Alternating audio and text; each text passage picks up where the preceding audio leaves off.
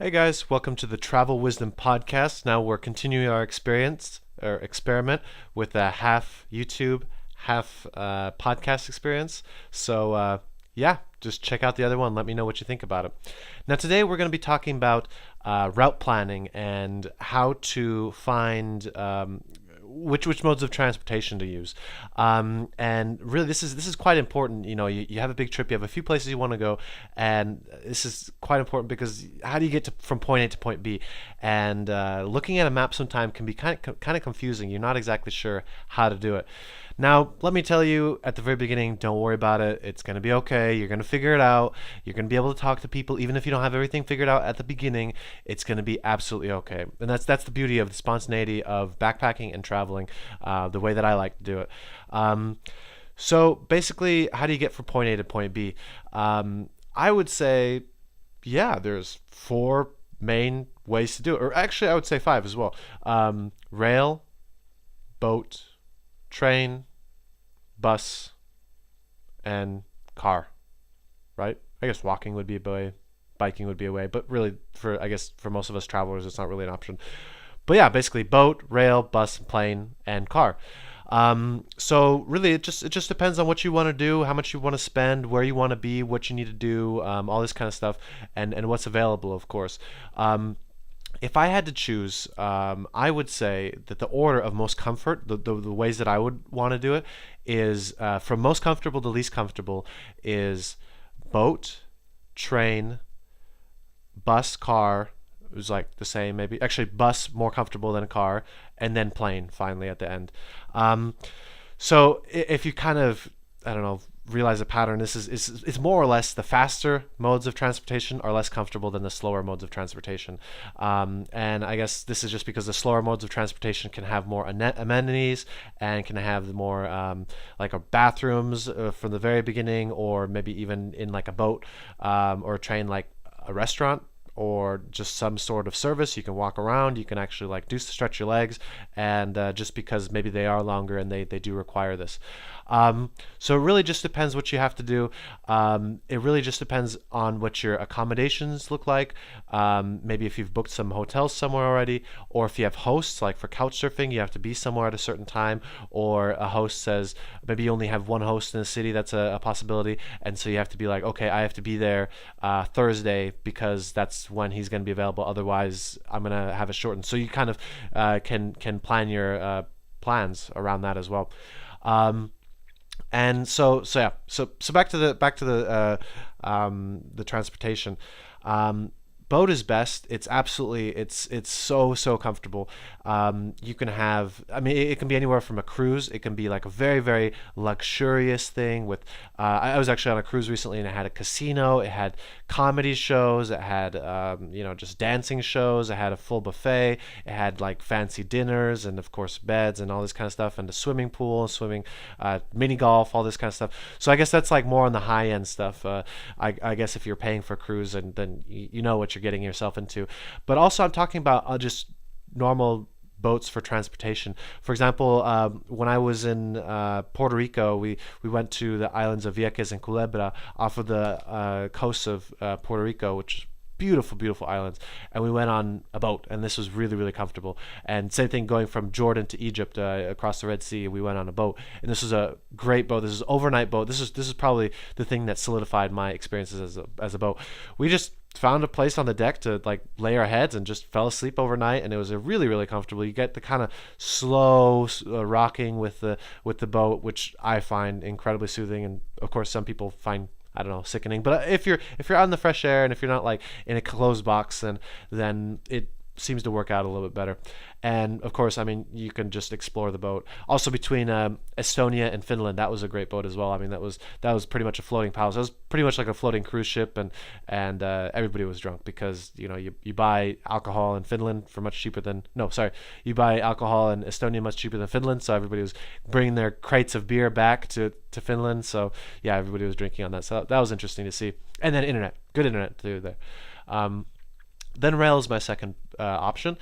I really like rail. Like if it's even a more expensive option, I usually take rail just because it's so much more fun. The clickety clack of the railroad track just is so appealing to me, and especially if it's overnight rail, if you get a bed with it too, because I mean think about it. Like if you're going from point A to point B, and you travel during the day. Then you're gonna have to get a hotel or a hostel, or you're gonna have to have a host at the end of it, right? But if you're in a train and you have an overnight train, then you have that night taken care of. So you should really almost be counting it like it's the trip plus a place to plus a place to sleep.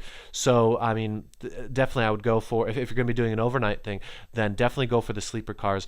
And then of course it just depends how fancy you want it. If you want 6 people in your room, 4 people, two, something like this. I've had all these options, and then in Thailand, for example, too, it was if you want an air conditioned or non-air conditioned. I found the air conditioned to be a little bit too cold, and the non-air conditioned was okay, but you just had to worry for mosquitoes. But I found the non-air conditioned much more normal, and it was better to be more around locals. It was like half locals, half backpackers, versus the air conditioners was like 80-90% backpackers, like foreigners, and then of course the sitting areas was more locals, just because I don't know, for us the price difference wasn't that big of a deal. But yeah, I mean just for these trains, I really really love it, and it's so much fun, and it's so much better than a car because you're going through areas that are not as developed. Like for example, when you're going down a highway or any type of road, I mean it's not you're not going through the middle of nowhere usually. You usually have kind of some kind of developed stuff on either side. So you have like gas stations, restaurants, and just maybe you're like in kind of more of a valley, or there's bridges or something like this, and it's not as direct to the things that you want to see. But for example, in a train, I mean, there's no restaurants, there's no rest stops, there's no anything, and like literally, at least in Thailand, for example. You're just going through, and you're like literally going through the farms in just things that you wouldn't see otherwise, and people are going around along with their daily lives. This is not something you would see off of a highway. This is something you would only see with a train. So I really really liked it for this reason as well. And of course you can like walk around the entire length of the train, which can be, a good length, a few hundred meters, or maybe 1,000 feet or something like this. So it's a good distance, and you can go explore, you can go talk to everybody. There's a restaurant car usually, and just grab something to eat, which is of course expensive. I remember again in Thailand, it was we kind of turned the restaurant car into a little discotheque at night. So they actually changed the lights, took out the normal lights and put in like a disco ball light, and turned up the music really loud, and it was a lot of fun, and it was really really cool. And we're just going through the Thai countryside, and lots of fun. I really really enjoyed it. And then beer wasn't too expensive, drinks weren't too expensive, so, and somebody brought some whiskey, so that was nice as well. So definitely this is the way I love to do things. And again, it ends up usually being a little bit more expensive, but I usually prefer this, even if it is a little bit slower. I would say maybe like 20 to 40% slower. 20 to 40% longer time, and so therefore it's slower. Also, it's a little bit more expensive, but it's just so much more comfortable that it's not even worth comparing. So if time is not an issue, if an extra hour or two won't kill you, then definitely do it. And especially if an extra $5 or $10 won't kill you, or 5 or 10 euros, or whatever your currency of choice is, don't do it. But anyways, more or less for some prices there, for example, the overnight trains in Thailand, they cost something like $30, or anywhere from $20 to $30 for an overnight train, and this was with a sleeper as well, so that was very very comfortable. Which for a bus it would have cost like about 2/3 of that price. So I did pay a little bit more just to take the train, but I really really loved it. And and then they come with food, and it's just I love it. Can you guys hear that? I love it. But anyways.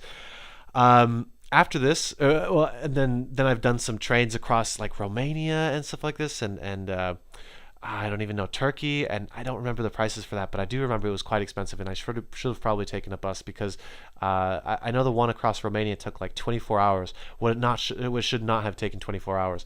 It was just really really slow the entire time, like walking pace literally, and it was kind of frustrating because I had somewhere to be. So. But in this case, it probably wasn't as good. Anyways, after this is bus. Bus is a little bit more comfortable, more than like car or plane. I mean, more than car, for example, because you have a restroom. So, for example, on the longer trips, you can get up, stretch your legs. The car or the bus can keep moving. You can go to the bathroom. You don't have to stop everything, which might be good if you're sick, or if you're having some digestive issues or something like this. I remember I was in a bus in Panama, and I had to stop this like redone yellow school bus, from America, and I had to stop the entire thing because I was having some digestive issues, and I had to stop everything, and they were really impatient, and I had to work through my digestive issues, and they're like honking at me like, hey, we're gonna go if you don't go. Just like, guys, come on, please have some 5 minutes, 5 minutes. That's all I need. But so in this case, it didn't have a restroom. Diablo Rojo is what it was called. The Red Devils, Diablo Rojo. Oh man, that was awesome. It was so cool. These redone school buses in from America, the yellow school buses, but they would put like huge flames and disco balls inside and crazy speakers, and you couldn't hear your visions vibrating. That's how much bass there is. And oh man, that was definitely, if you go to Panama, Diablo Rojos is, you gotta check it out. You gotta ride one of them, but they're slowly being phased out because I guess they're kind of obnoxious, and people, even the locals, are like, "Oh, just take a city bus." Anyways, I digress. Sorry about that. But yeah, usually buses are a little bit slower as well.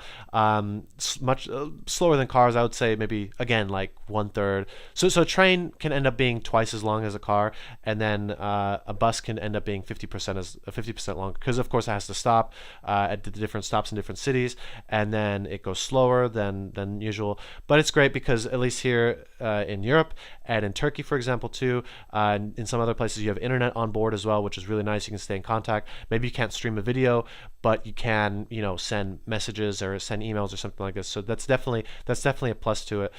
Something which I haven't really experienced on trains yet is good Wi-Fi. But on buses they seem to be a little bit more ahead of things in terms of this. So yeah, definitely love doing this kind of stuff. And then finally, car. If you can rent a car, if you can drive somewhere, if you have the guts to drive somewhere, for example, in England where they drive on the wrong side of the road, right? That I don't know if I would have the guts to drive in a place like that, but yeah, just stuff like this, and you can rent a car. You can do carpooling, which is kind of it's a big program here in Europe, or Mitfahrgelegenheit in Germany, which is where I am right now. And this is basically a ride share. So somebody's already going somewhere, or BlaBlaCar is another one. It's ride share. Somebody's already going somewhere. For example, I'm going Berlin to Prague, for example, and I know I have a 5-seater car. I'm going alone, so I have 4 seats available. I'm going anyways. So usually they have a set price. I think it's here it's something like €4 per 100 kilometers or something like this. So it ends up being actually cheaper than a bus, and of course it's faster. It's the 50% faster, maybe, or a third faster. So, for example. Yeah, anyways, it ends up being faster, and it's really nice, and you might have to interact with the driver, which might be good, might not be good. It depends on your personality, depends what mood you're in. But it's always fun, and I've met some really good people. Never really bad experiences. Sometimes some weird experiences that you're just kind of like, this person's weird. I don't know if I would want to talk to them, in real life. But sometimes I've, gotten numbers and hung out with the people later on, and it's been great. So yeah, that's definitely a way to do it.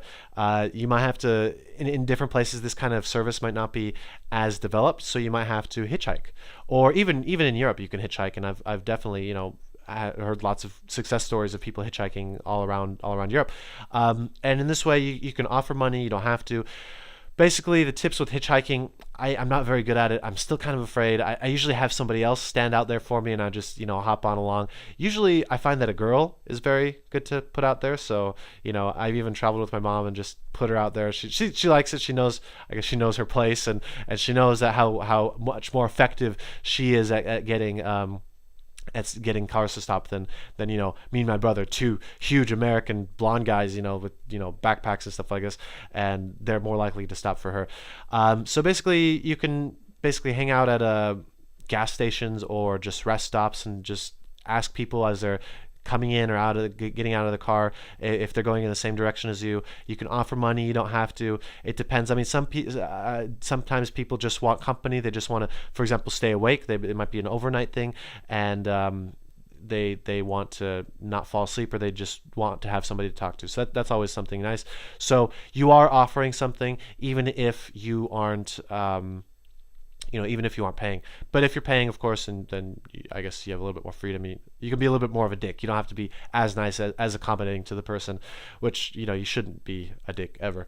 But anyway, so this is an option. In my experience, these are pretty good options. I've never had a bad experience. I would say I've carpooled maybe only like 10 times or something like this. But or sorry, not carpooled. Hitchhiked about 10 times, and I've never really had a bad experience. It's always been pretty good. People have always been pretty nice. They've even sometimes driven me out of their way, or driven themselves out of the way. I don't know how to say that, but to take me somewhere where I need to go, or just making sure that my needs are accommodated. Same thing with the Mitfahrgelegenheit and the carpooling and stuff like this. They're usually pretty good, and if, for example, they don't have a place to be, then they can, drop you off wherever you need to go, or at least give you some advice or something like this. So that's always a nice thing. And then finally is a plane. And yeah, plane. I don't like planes. I mean, I kind of not too afraid of planes. Like I'm usually pretty good, which is funny because I've probably been on 100 flights in my life. But I have problems with my ears, and so always when we go into the descent, it's not always actually. I would say about half the time. No, I would say about 70 or 80% of the time, it's quite uncomfortable in my ear, and then about 20 or 30% of the time, it's like I want to murder somebody. Like the pain I'm feeling is just so unbearable that I can't handle it. And even I feel it like a day or two later, and I've even had it like 2 days later. We're doing something completely different, and then the pressure from my ear just like releases. It's just like, oh, okay. And then I tell somebody like, oh yeah, my ear finally feels better from the flight. You mean the flight from yesterday? No way, and so it really is bad. And I've tried all sorts of things, massaging it and just putting pressure, and that seems to help, is massaging it. But yeah, it's quite uncomfortable for me for that reason. Also, the benefits with these other methods that I've previously mentioned, maybe not so much ferries or boats or something like this, but definitely rail and bus and carpooling, is many times the departure and arrival points are in the city or in the area of interest. So, especially for trains, you come right in the middle of the city. You come exactly in the middle of the city.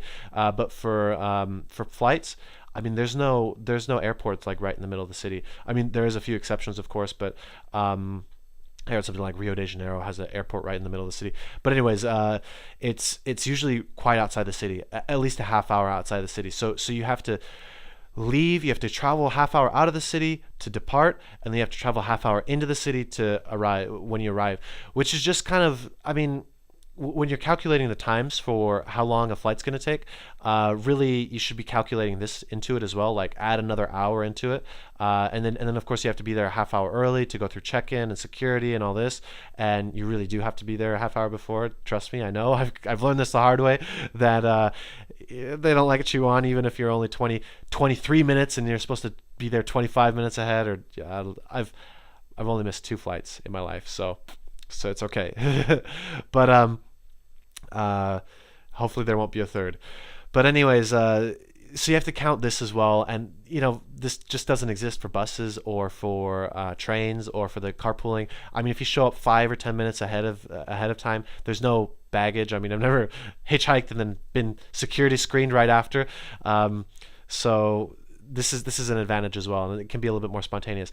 But planes can be ridiculously cheap as well, and it can be much faster. I mean, this goes without saying. They go much faster. They don't have to deal with any terrain, so they just get you to where you want to go much faster. So really, it might make sense in a lot of cases. I've kind of calculated it like if the train ride is more than 4 or 5 hours, or the bus ride is more than 4 or 5 hours, then that starts to be the point where a plane or a flight might be more worth it, just because that's kind of the tipping point where the security and getting out of the city, that's where it starts to kind of tip more into the favor of the airport and to the flight. But also my personal preference is kind of way into that, so it's more like it has to be a 7-hour drive or bus ride or something like that in order for me to fly, because just because as previously mentioned, I don't like it as much. So yeah, that's pretty much it. You have to especially in Europe too, there's very good prices for this. Actually, I'm always so surprised with people coming to Europe, for 2 weeks or something, or a month or something, and getting the rail pass, it really doesn't make sense. It really doesn't make sense to get the rail pass, because the rail pass pretty much gives you access whenever you want to get on the rail system for a certain number of countries, be it 2, 3, 5, 7 countries or something like this. So it's quite limited in this way. But you have the rail pass, and it's expensive. It's like $600, $800, $1,000 or something like this, which is so much, because especially here in Europe, the flights are really, really cheap wherever you want to go. I mean, I'm going to be going to London in a week, and I mean, that was kind of expensive. I booked it last minute. It was not the best. I could have done much better in terms of deals. But from Berlin to London was 120 euros round trip. So, it was reasonable, $150. But I mean, if I had bought a rail pass or something like this, it just wouldn't have made sense. That would have been like $200, $300, and of course, it would have been much slower. And so I would say, especially if you're doing a Europe trip, just do the flights. Just do buses and flights, and it'll literally cost you half as much, and you'll have much more time to see stuff. And so you'll probably end up saving like $200 or $300 is what I think. And so in this way, that's $200 or $300. That's a good amount of time enjoying the sights and everything like this. And same thing, sometimes is just you want to. This is something I've felt is you want to experience the local way of traveling and all this, but honestly, you're there for a shorter amount of time.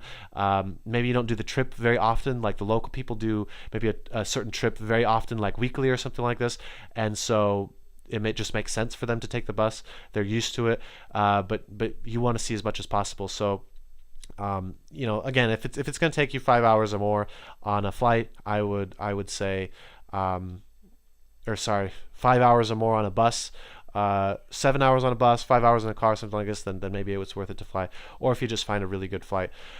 So yeah, that's pretty much it. There's some good services. Oh, also don't take Eurolines. Never take Eurolines, because Eurolines is the worst bus company ever. My experience with it is so horrible. Please do not take it, because I was supposed to go from Dresden, Germany to Bratislava, Slovakia, which is where my family is. I was going to go there for Easter, celebrate Easter with my family, my extended family, like aunts, uncles, cousins, all this kind of stuff.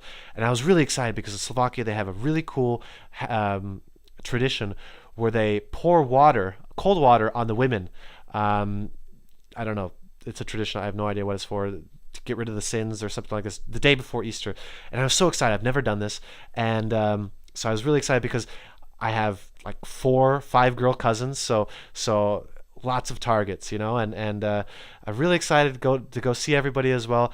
And had trouble printing out my ticket, but I'm just like, okay, whatever. I'll just show my ID when I get there. And nope, they didn't want to let me on the bus. They, I saw my name on the list. I'm like, this is me. I can show you some ID. This is me, and you can cross off the name off the list the same way you would when you would get a piece of paper, get the printed out e-ticket and look at it, look at the name, and then look at it again, and just cross it off the list. But no, we can't do that. You have to have it printed out. I have the email confirmation. I have it on my email.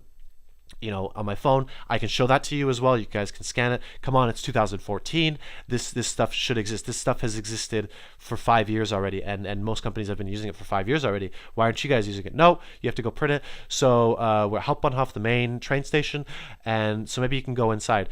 I put my bags underneath, and just like, okay, I'll be right back.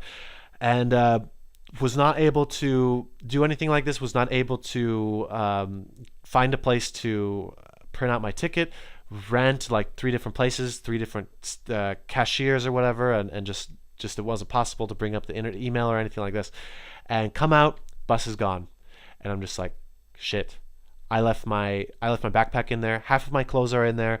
My netbook, my laptop, and my chargers for my phone and everything like this.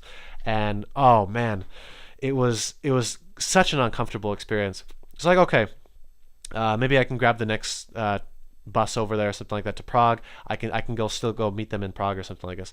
No, nothing was possible. I tried calling them, and they didn't have contact for their bus drivers, so they couldn't even grab the backpack and put it somewhere in the Prague station, so I could pick it up the next day or something like this, because I could easily take another bus, or this Mitfahrgelegenheit, this carpooling, or take a train or something like this. No, it's not possible. We don't have contact for our bus drivers. What company doesn't have access or contact information for their bus drivers. They're driving $100,000 piece of equipment from your company, and you don't have any way to contact them. I mean, they have 50 passengers under their responsibility, and you have no way to contact them. Like, come on, this is huge stuff. No, we just can't do it. And so they're completely unwilling to work with me. And I mean, of course, it was my fault. I didn't print it out, but they've had just so many ways that this could have been resolved well, and okay, they could have fixed my mistake, I guess. But because of that, okay, my 60 euro bus ticket there and back was, null and void. It wasn't worth anything. Also, I lost my, 120 euro netbook. I lost half my clothes and my backpack and my charger for my phone, which I had a weird charger for my phone that my phone wasn't able to charge with a cable. I had to take out the battery and charge it like this. So this meant I couldn't just use any charger. I had to reorder this battery again, and it just wasn't going. It was quite difficult to order this again. And then in the end, I ordered something, and then it never showed up. I waited for like 3 weeks or something like this and never showed up. So I ordered something again. And so I was without a phone for 2 months, which was quite uncomfortable for my relationship with my girlfriend, because I would literally disappear for like, 8 hours in her mind, and just there's no way to contact me. So it was quite difficult, and I would not recommend this to anybody. So yeah, no Eurolines. Don't do Eurolines, because they were so unwilling to, scan it. Even I could have gone to Prague. I could have printed something out. They could have just given me the benefit of the doubt. Your name is on the list. We know you're this. We know who you are. You can just come on the bus right now, and you can print it later. And maybe we need the records or something like this. Nope, can't do this, and can't show an email confirmation. Can't. They took my luggage. There was no way to contact them. They weren't willing to work with me. So really, it was a very, very unpleasant company to work with. So don't take Eurolines. And I cringe every time I see them, because this is a company that should not exist. With the customer service that they have, and the, I don't know, technological implementation, or their use of technology. I mean, it's 2014, for God's sakes. You should be able to show more than just a paper ticket. Anyways, sorry. This was just a huge rant. I had to get it off. I had to, kind of do my commercial for why not to take Eurolines. Anyways, this was just about general ways, methods to travel. Lots of fun. I really enjoyed it. For me, I love listening to podcasts while I'm in a bus, train, whatever. So hopefully you're listening to me as well during this time. And so yeah, to recap, my opinion, the best is boat, then rail, then bus, then car, then plane, in terms of what you should be choosing. But sometimes price is more important, or the timing is more important, and you should really be going by, I guess, your accommodation, what you want to accomplish, what you think is possible in all the different places. So yeah, that's it. I hope you guys liked my ramblings, and I'll try to stay on topic a little bit more in the future. Enjoy.